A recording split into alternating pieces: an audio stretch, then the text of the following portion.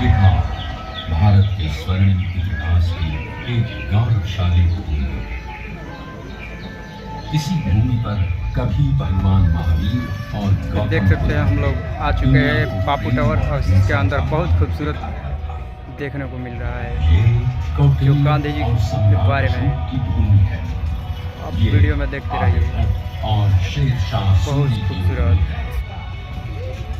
इसी भूमि पर गुरु गोविंद सिंह और वीर कुंवर सिंह जैसे परम वीर जन्मे हैं और यहीं पर राष्ट्र कवि दिनकर और साहित्यकार रेणु जैसे विद्वानों ने अपनी कलम से दुनिया को प्रेरित किया है। गंगा की धाराओं से सिंचित बिहार की भूमि ने आदिकाल से ही भारत की शान को बढ़ाया है।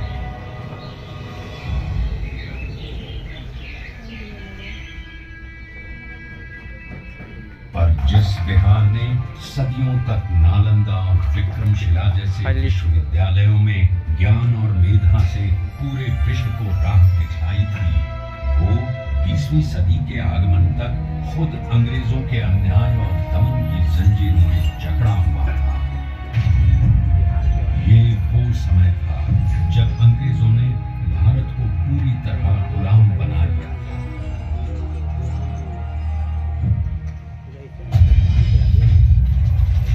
बिहार के चंपारण में भी अंग्रेजों का अत्याचार अपने चरम पर था।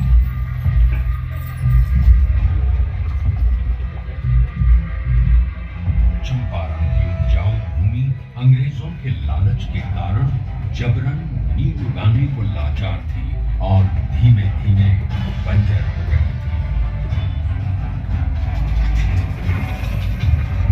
गोरी सरकार द्वारा लगाए गए लगान और अनेक प्रकार के करों के बोझ तले लाखों किसान बर्बाद थे।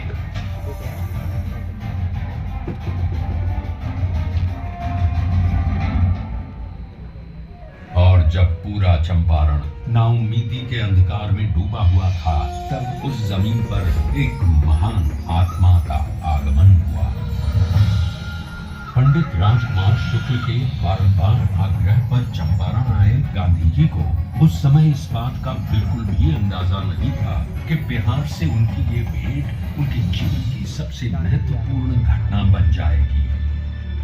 अंग्रेजों द्वारा किए जा रहे अन्याय और दमन से उत्पीड़ित किसानों को देख पहली बार भारत की अवदशा से अवगत होकर उन्होंने चंपारण में कहा, मुझे नीलहे किसानों में सत्य दिखा।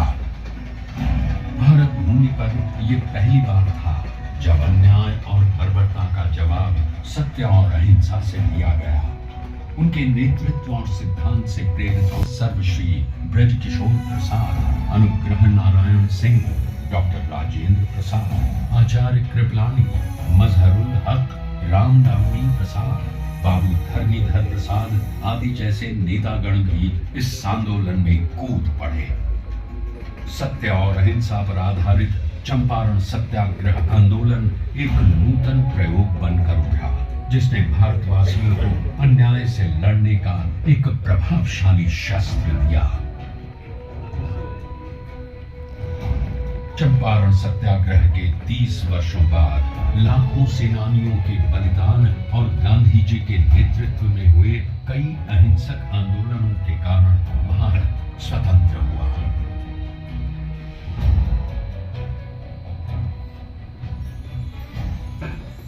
उनके विचारों ने न केवल देश को आजादी की राह दिखाई, बल्कि देश के सामाजिक व आर्थिक पुनरुत्थान का मूलाधार भी बने।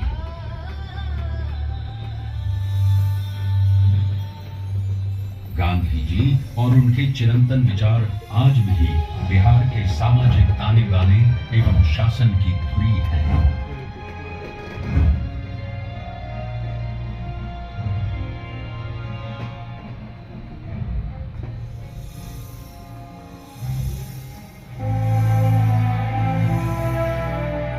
सन 2017 में चंपारण सत्याग्रह शताब्दी वर्ष के उपलक्ष्य में बिहार के दूरदर्शी एवं युग परिवर्तक माननीय मुख्यमंत्री श्री नीतीश कुमार जी की प्रेरणा से कई कार्यक्रमों का आयोजन किया गया।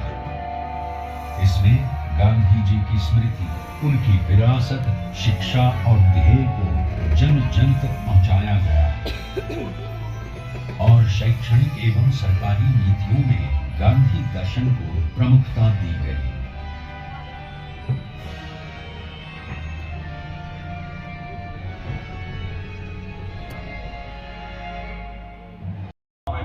आता था, अपनी कमाई का ज्यादा पैसा शराब में गंवा देता था, घर में लौटता था, पत्नी से झगड़ा करता था। अब नहीं पीते हैं, घर लौट कर आते हैं, बाजार से सब्जी खरीद कर आते हैं और अपनी पत्नी को भोजन बनाने में भी मदद करते हैं। क्या माहौल, बच्चों की पढ़ाई पर ध्यान दे रहे हैं। श्री नीतीश कुमार जी के कुशल नेतृत्व में पूरे राज्य में उनसे जुड़ी यादों को संजोए रखने का बहुमूल्य कार्य भी किया गया।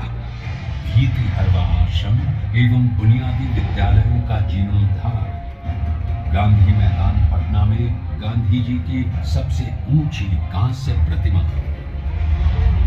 बापू सभागार पटना, बापू परीक्षा परिसर, मोतिहारी और बेतिया बापू सभागारों का निर्माण आदि कई कार्य हुए हैं।